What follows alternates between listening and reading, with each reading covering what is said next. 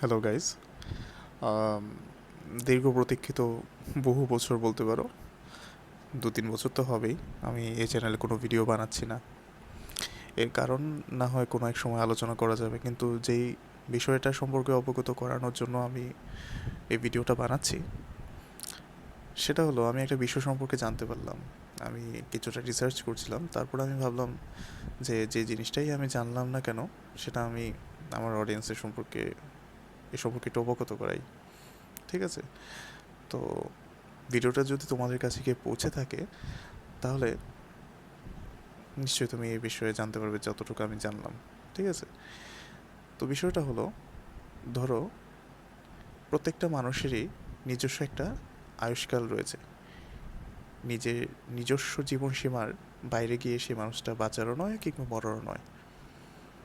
ঠিক আছে? যত বছর তার নির্ধারিত রয়েছে সে ঠিক তত বছরই বাঁচবে, যদি না সে তার জীবনটাকে কেড়ে নেয়, অর্থাৎ সে মারা যায়। বাট এখানে কিন্তু রয়েছে, সেই যে মারা যাওয়াটা, that should not be a natural death, that should be suicide attempt, বা আমরা যাকে বলি অপঘাতে মৃত্যু। ঠিক আছে? তো ভিডিওটা বেশি না বাড়িয়ে আমি তোমাদেরকে ছোট্ট করে বলে দিচ্ছি যে, ধরো কোনো একটা মানুষের জীবন দেওয়া রয়েছে 70 বছর, তা পূর্ব নির্ধারিত। ঠিক আছে? বিধির বিধান খণ্ডানোর মতো নয়।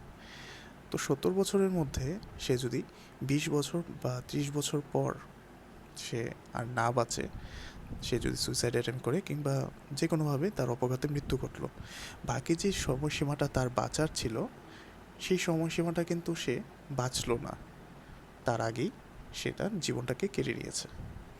তবে বাকি যেই জীবনটা তার পড়ে রয়েছে, সেই জীবনটা মৃত্যুর পরও সে কিন্তু প্রেতজনিতেই ঘোরাফেরা করবে, তার আত্মা কিন্তু শান্তিকাম্য নয়। ঠিক আছে? এ বিষয়ে আমি ভিডিওটা বড় করছি না, কোনো এক সময় এই বিষয়ে আলোচনা করা যাবে, কিন্তু ছোট্ট করে আমি ভিডিওটাকে শেষ করছি যে তার আত্মা শান্তিকাম্য নয়। তার যা যাই কাজ করেছে তার এতটুকু জীবনের মধ্যে, ধরো তার কর্মর উপরে তো নির্ভর করে তার স্বর্গ কিংবা নরকবাস।